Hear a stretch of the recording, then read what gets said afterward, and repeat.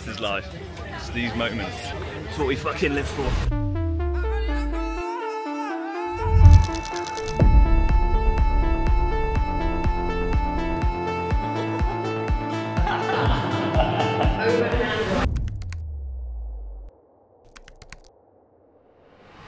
So Patek have just thrown me an absolute curveball, and I want your opinion, guys. I want to know if I've made the right decision here. What would have you done? So I've had my name down for a while for a 611-9R Calatrava. I want a new dress watch in rose gold. I tried on the white gold, and it's a gorgeous watch, but I've got a bunch of kind of dark watches already, so I thought I'd get something light with a white face in the rose, and I literally just got my allocation come through, which is incredible.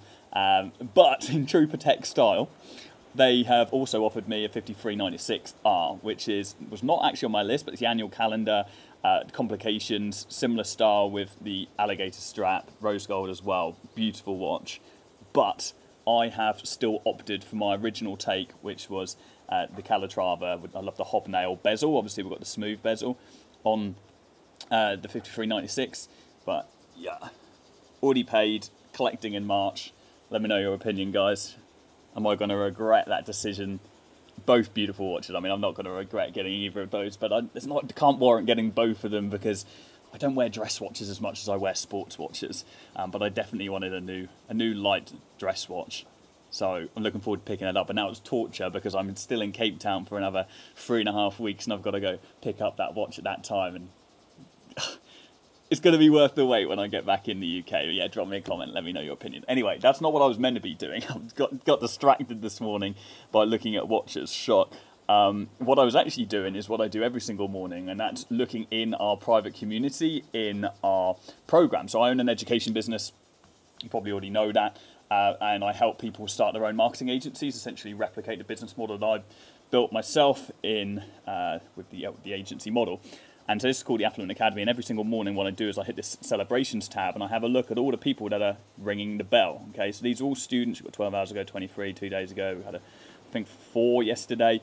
All students inside our community, all customers that are sharing that they are signing up clients, sharing that they are making money. They've got their 5th client there.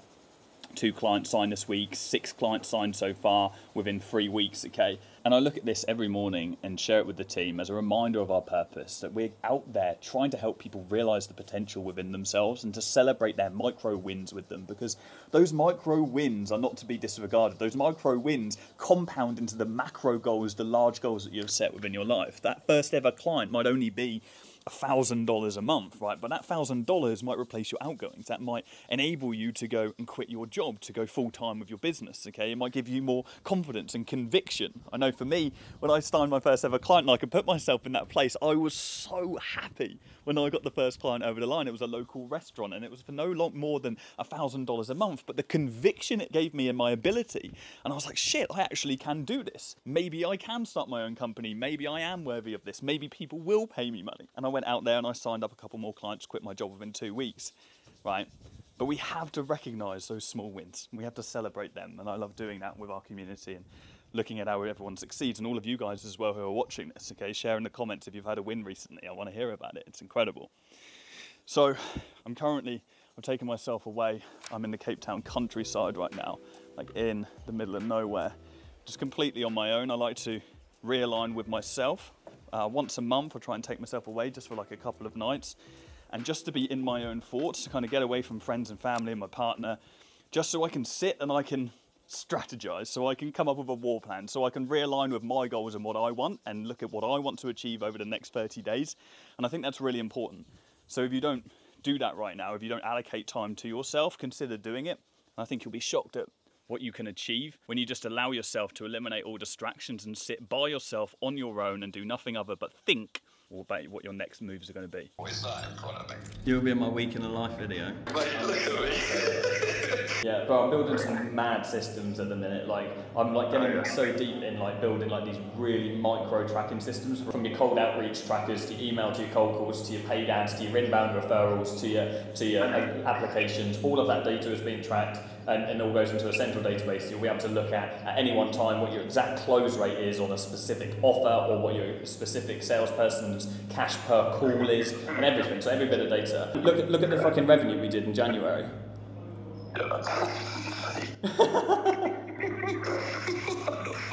Who's this guy? I thought I'd make an appearance for you, Chris. You're looking good, boys, down in South Africa. With we've finished on a 4.6 for them with minimal creatives, which is awesome. So we did get a lot, but we've been running with the pet gate, and it's a lot of just like images from the website. It's nothing fancy.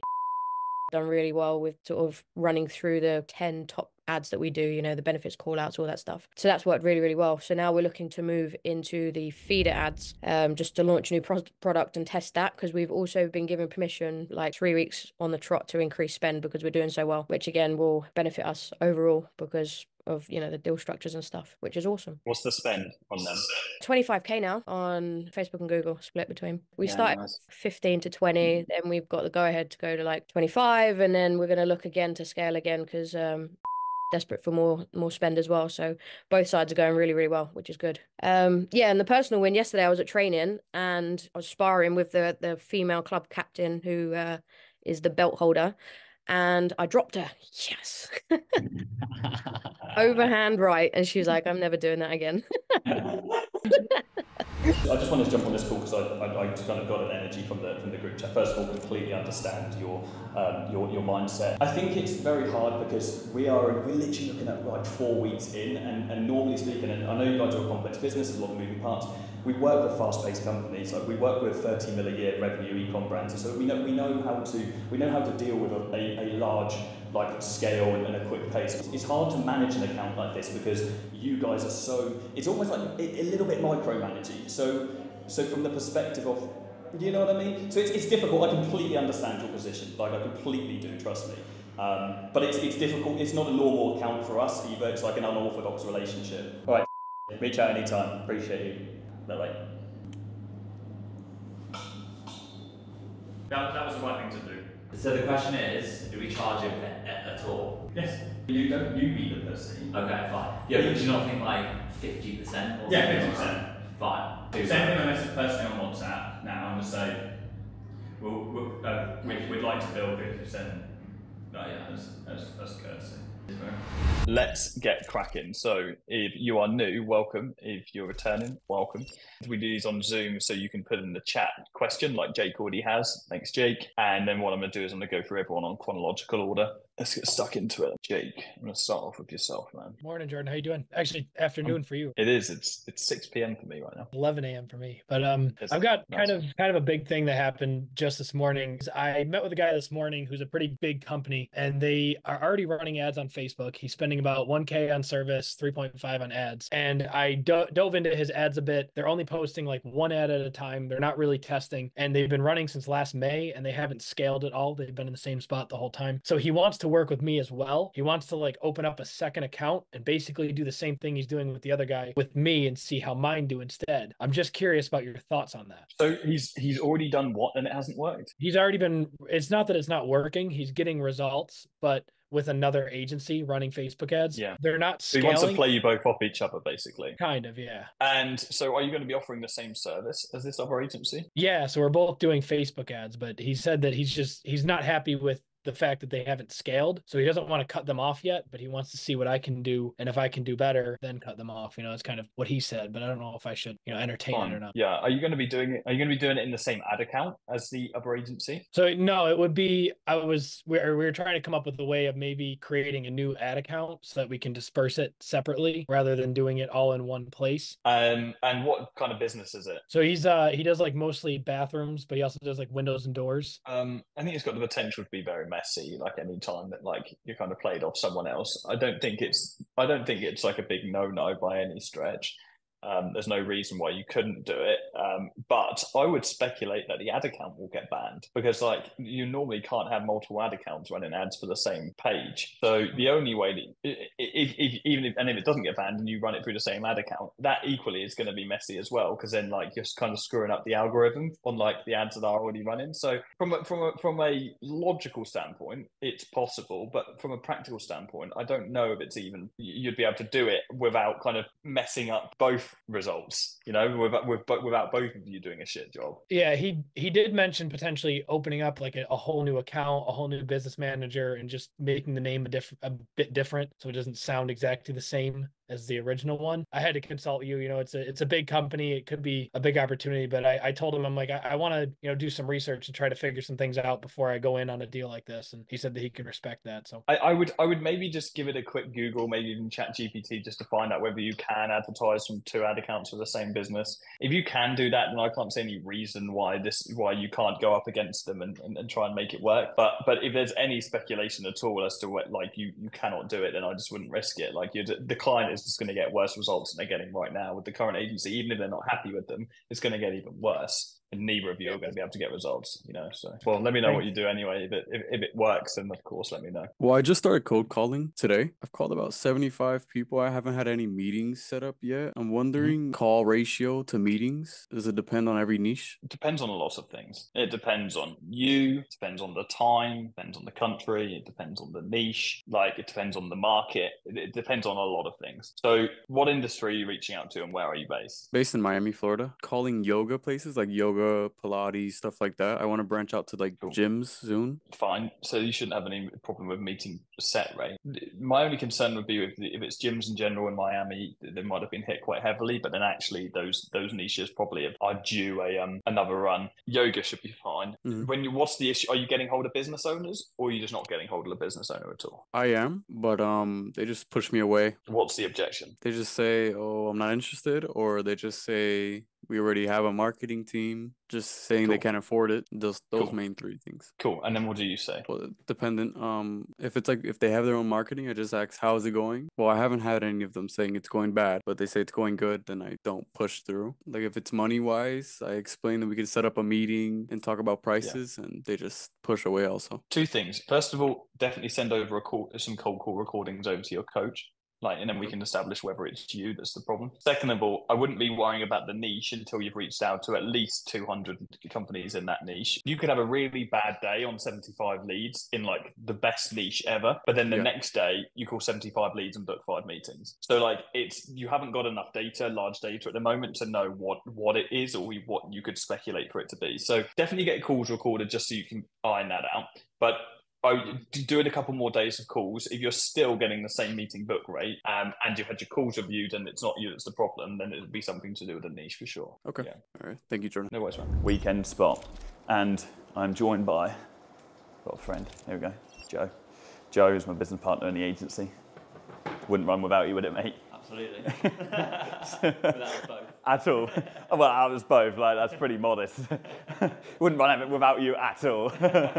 Joe literally manages the entire operations of the agency. Like, absolutely, like, smashes it. And had to get out of the UK for the winter. Yeah, it got a little bit too miserable for me over in that country. A little bit cold, a little bit too dark. Had to do a bit of escapism. Yeah. So.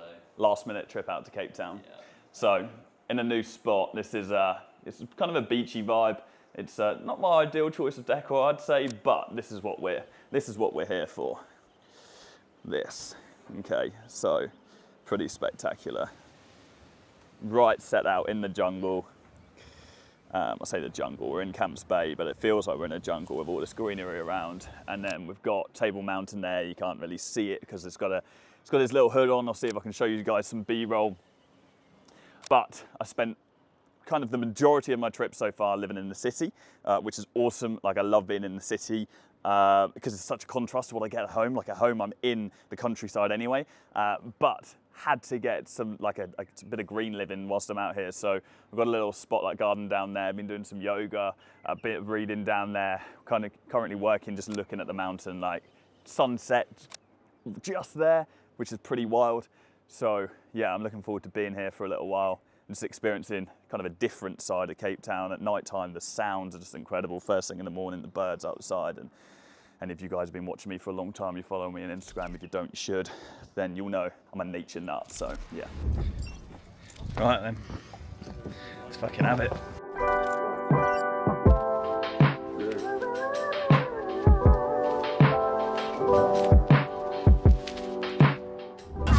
Happy birthday to you.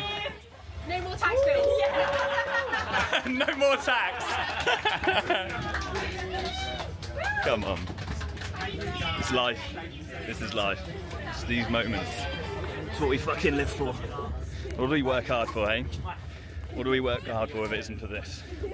To fucking spend the 30th birthday, fuck, look at my glasses, with your best friend and your business partner in fucking Cape Town, South Africa. This is what life's all about. It's about these little moments of release, this little moment of success, of celebration. And on Monday, we get back in the fucking trenches.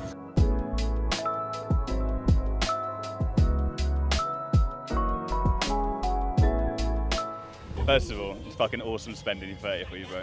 I want you to tell the people what your biggest lesson has been now hitting 30 years old about living a fucking happy, fulfilling life. Does it feel different? Like, do you think you're different from 21 years old? Like, what's the situation? I think if I'm to give any like one piece of advice, it's just like, don't ever stop the self-talk. Don't ever stop the positive self-talk.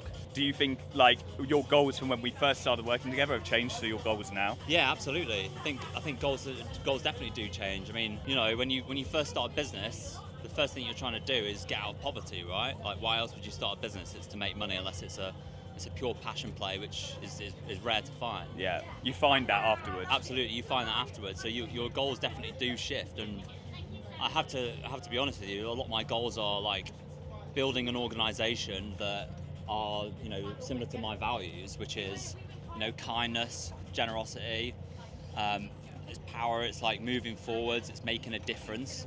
And there's one statement that really stuck with me, and that is like, you can have as much success as you want as long as you can give other people success first. So like, if you're built to serve, then I find that's really it's a fucking interesting one, because like when you fucking start business, that's not what you're thinking about. Like no. Most people, when you're starting an agency, you're not thinking about, like, let's be honest, like most people who start an agency or a business, they're not thinking about the client, and you're thinking about your own pocket. And your pocket is the biggest priority. But that changes so fucking quick, because you get slapped in the face by the reality that money only comes when you are serving other people. Exactly. And you learn that it's a very harsh lesson in any business that you start, that money is a product of the impact that you have on other people. And then, I mean, actually, impact is essentially the key to making money. And impact and business, all after a certain point, after a certain financial standpoint, it all comes about fucking impact. I find the number one thing that you have to get right in business is the product first. If you get the product first, then you're scaling. Then ultimately, when you come to scale your business, you're scaling something that's fucking good. Ultimately, if you get the product in place first, and then you start to scale that, then you'll have indefinite success. But if you try and scale a really crappy service, then obviously you're going to get major amount of problems as you scale it up. So what I did is what I found is the biggest lesson for me is like, focus on the product first, make that absolutely bulletproof, so you inherently know yourself that the thing that you're doing and putting out to the world is good and it makes a genuine impact. And then when you start to scale that, then you really start to see the fruits of your labour. Yeah, it's fucking so true, man. That's so fucking true. And that's only something you learn with experience through business. Absolutely, yeah. You just got to get into it. Yeah. That's the first step. You just got to get into it. Fucking never give up as well. Yeah. That's like, because you can be shit at the start. You can be shit at service delivery. Absolutely. Like, your product could be really bad, but your product in a way has to be bad. It has to go through many cycles of being shit. Yeah. So you retest it. You're forced to go back to the fucking the fucking learning curve, and you start split testing with the audience. You start split testing with your fucking customers until you find something that actually works, and only then do you scale. Because if you scale before that point, if you try and grow and get too many clients, you're screwed. Like and we've been in that position. Like early days, we've been in that position, and that is not anything I'm ashamed of. In fact, I'm so proud to be in those positions where you're like, fuck, my product sucks ass right now. My product sucks ass. So what the hell am I going to do about it? What do these people need? And then you get the opportunity to speak to them. And that forces you to become a better business person. And if you can find a niche in an emerging market as well, like, the market will pull a good product out of that. Like, you'll be forced to produce a fantastic product for a market that is growing, and then ultimately, you know, you're going to have a much more solid business off the back of that. Fuck but yeah. yeah, never give up. That's my other one. And then you can do shit like this. Sit on the fucking catamaran with your fucking friends. It's just 5 of us on this boat, and it's glorious. Love you, bro. Have a fucking sick birthday, man. Thank you very much, G. Appreciate you.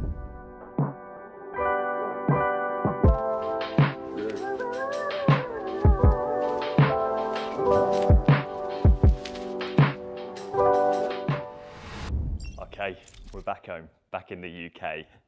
you know, I'm glad we've been able to put out this series for you guys. Some footage was corrupt. It's taken us ages to be able to get to this point to edit the series. I didn't think we were going to be able to. So, you know, it's been so long since I recorded this. I've actually now got the Patek that I spoke about at the start of this individual episode, which is funny. So I won't show you this right now. You can have a look at my Instagram if you want to.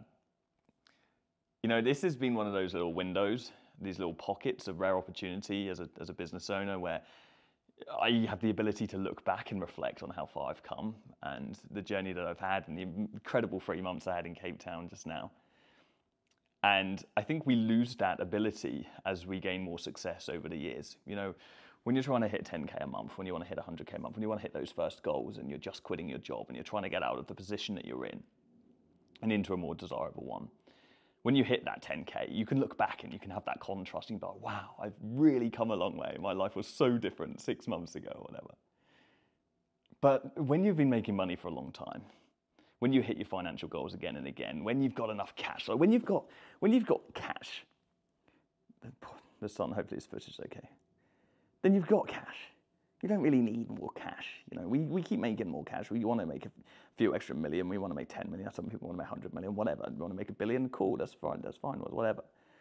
But you don't need it because you can buy whatever you want, whenever you want, and go and do whatever you want with whoever you want to anytime. You can do that with a much smaller amount of money than most people realize. And so when you realize that money really loses its value after a certain point, you start thinking about impact. You start to stop looking at the past, you stop looking at where you've come, and you start looking at where you're going. You know, how many more people can I impact? How many more lives can I change? What great results can I get? What industries can I change? What mindsets can I change? What limiting beliefs? It becomes about that. It becomes about impact, and that's what my life has become. And so when I stop chasing these financial goals, and of course I still want to make a crazy amount of money. Of course, I want to have generational wealth for my children, for my family, to be able to set everyone up. But it becomes about impact. And you do lose that ability to look back on how far you've come.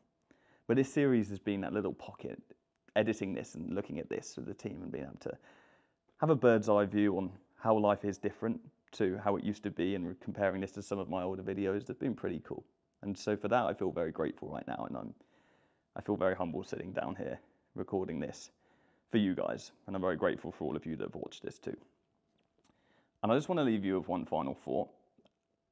And it's that if there's anything that I've really thought about or has come to mind in watching this series back, it's that you truly can just achieve anything that you put your mind to.